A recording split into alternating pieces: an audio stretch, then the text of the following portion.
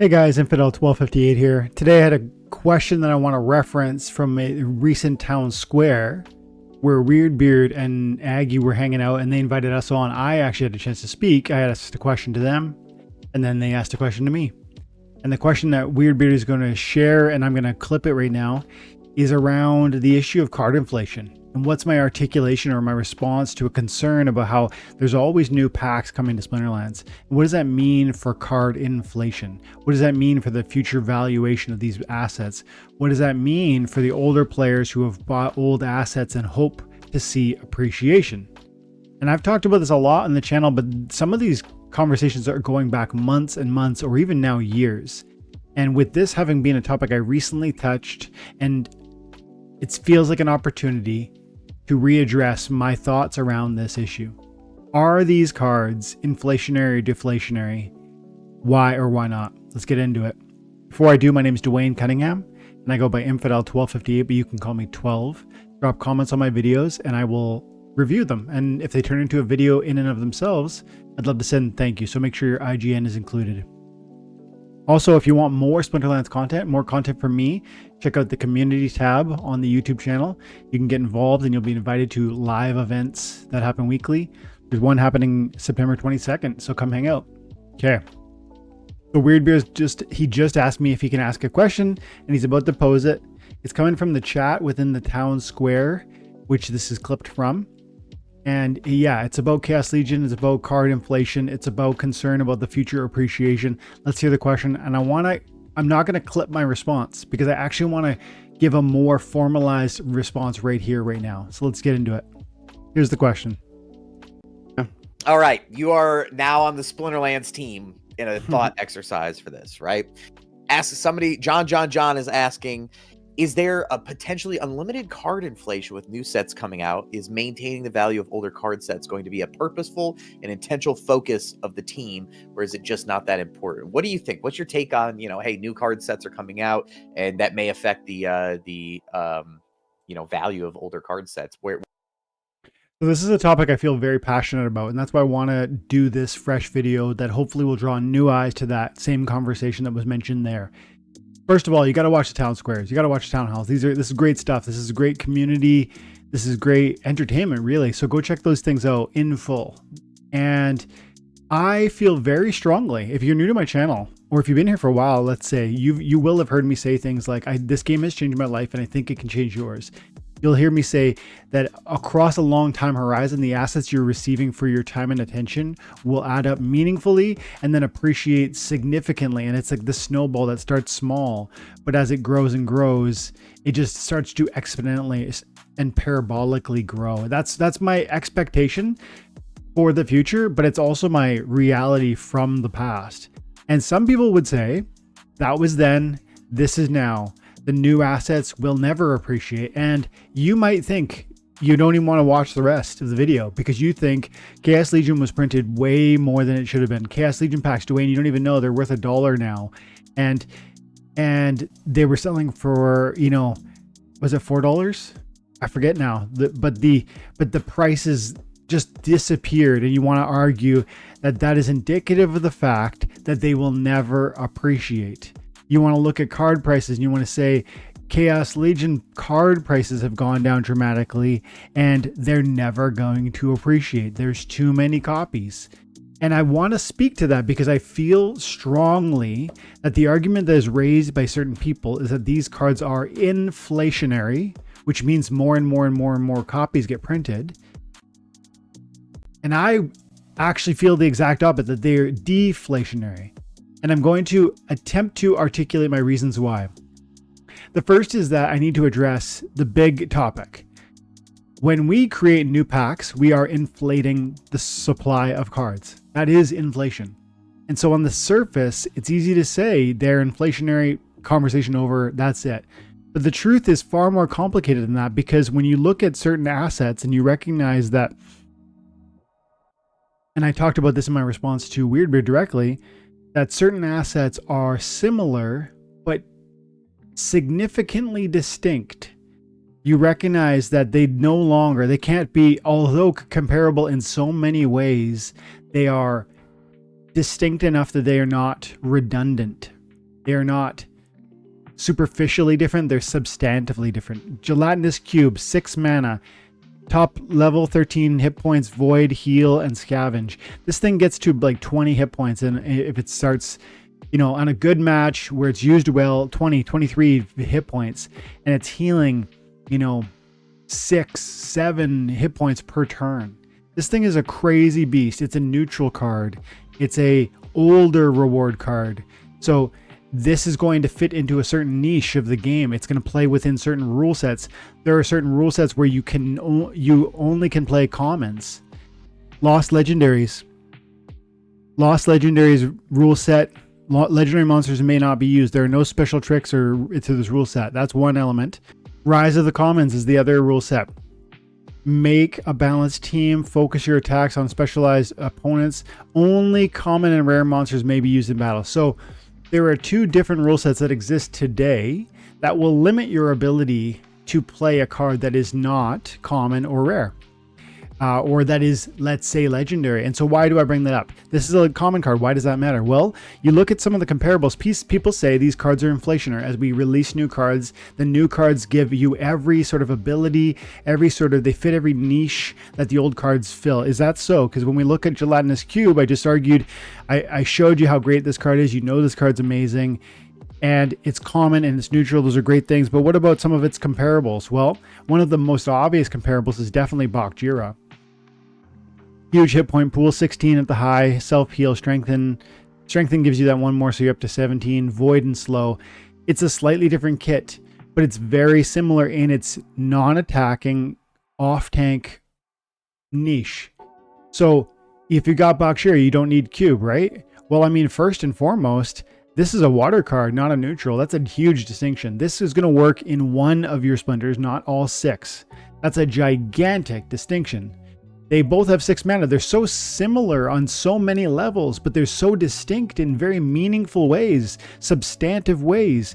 And this is one example, but it's not the only example about how you could draw distinctions between old and new cards and say, look, they can be very similar and yet wholly distinct. Bakjira is going to work in one particular rule set with one particular splinter. You're a legendary card. It's going to be excluded from those 2 rule sets I just showed you. You're a water card, so if the water splinter is not available, you can't play this card. This is a modern card. You can't. This is available in the Modern League. The cube isn't. So there's so many distinctions as we start to peel back the onion and compare. And that's just one card.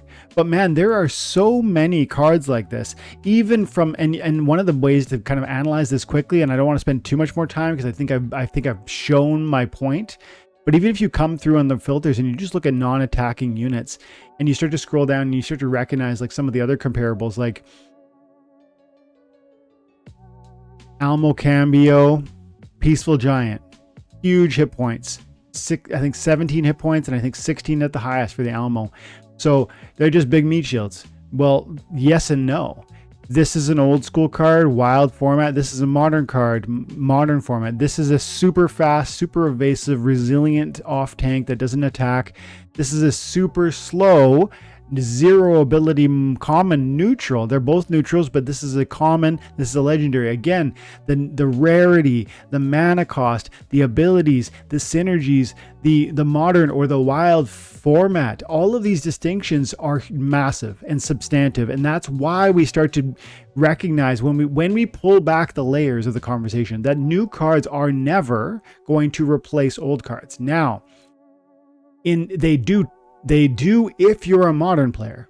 The new cards replace the old if you're a modern. But if you have interest in following different leagues, maybe moving from modern to wild, then it changes the story. And always, if you are exclusively a modern player, you are less concerned about the future longevity of a card and its future utility because you're fixated on just being at that highest level that for you within that modern league. So it's like from the modern perspective, if that's what you're after, you need to keep rotating into new packs anyways because you got to keep up with the Joneses and stay competitive. But if you're trying to be the best card, the best player, the best deck in any facet of this, then you're needing to recognize that there's a distinction between even very similar cards. Onyx Sentinel and Lord A. Lord A is a legendary. Onyx Sentinel is an epic. 5 mana. They're both off tanks with similar, very similar kits. And yet everything from price point to applicability to, so I mean, there's just, and that's, we've only touched the non-attacking cards, but at every level, archery, magic, melee, there are very similar cards across various editions. And so I think I've proven the fact that the old cards will always have their distinction and always have their utility.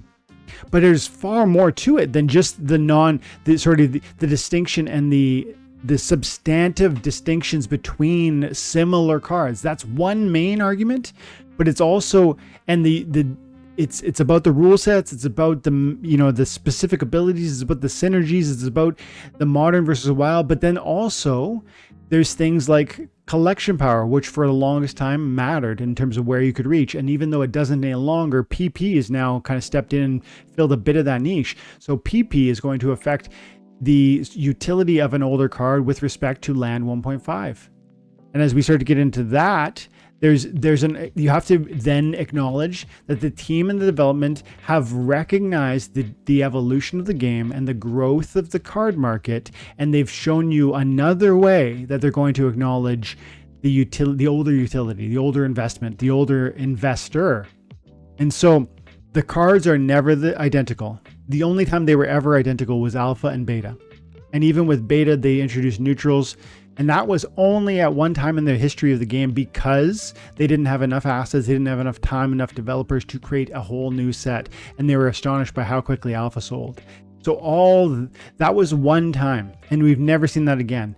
And you can't show me cards that are identical and and yet don't have substantive sort of change. Again, I could go through 10 more examples. The Vampire Bat is very much like the Cockatrice. But the Cockatrice is a neutral. It's a 2 mana. It's an old wild card. It has flying. It has dodge. It has low hit points, huge speed. But then the Vampire Bat, very similar. Flying, dodge, huge speed, slightly bigger hit points. 3 mana. Green Splinter, Earth Splinter. So again, limited utility as compared to the other. This is a modern card. The other one's a wild. And I could go on and on and on like this. So it's about, even though there's superficial or even significant similarities, there's always a unique and substantive distinction. And the game has always and has stated that they will always honor the ongoing acknowledgement of old assets, of old investors. They've done that already in many respects, and I should talk to you about collection power. That was the first attempt to honor old cards and their greater value. Then there was also, more recently, production points directly and land 1.5 indirectly, and what that's supposed to do for syncing cards and reducing card supply. And this is the last point I want to focus on, because Weirdbeard,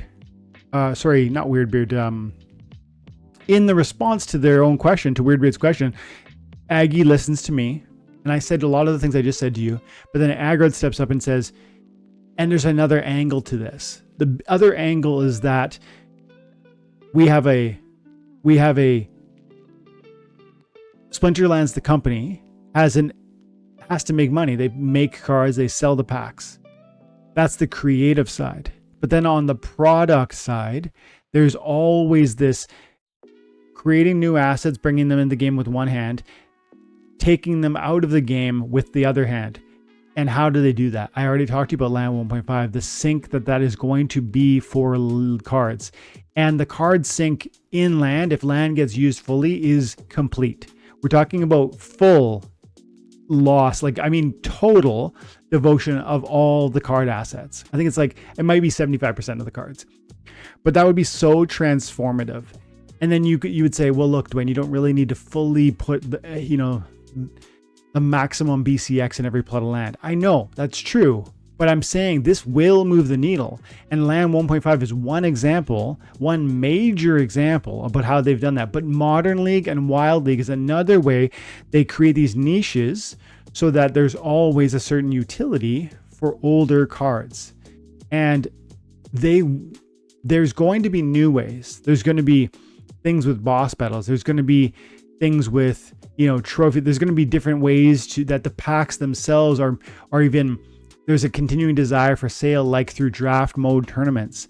So I'm saying, I think I've articulated why the old cards are still distinct.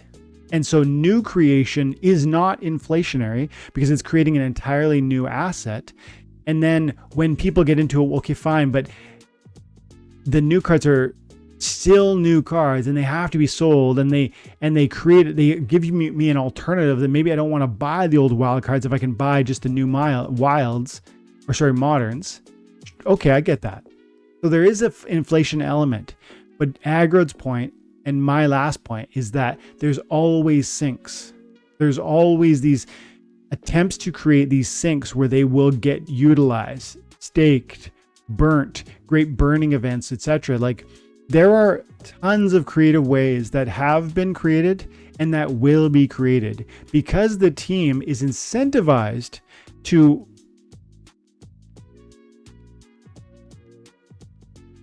honor their oldest players so that their newest players can recognize the safety and the security of a long-term investment within Splinterlands.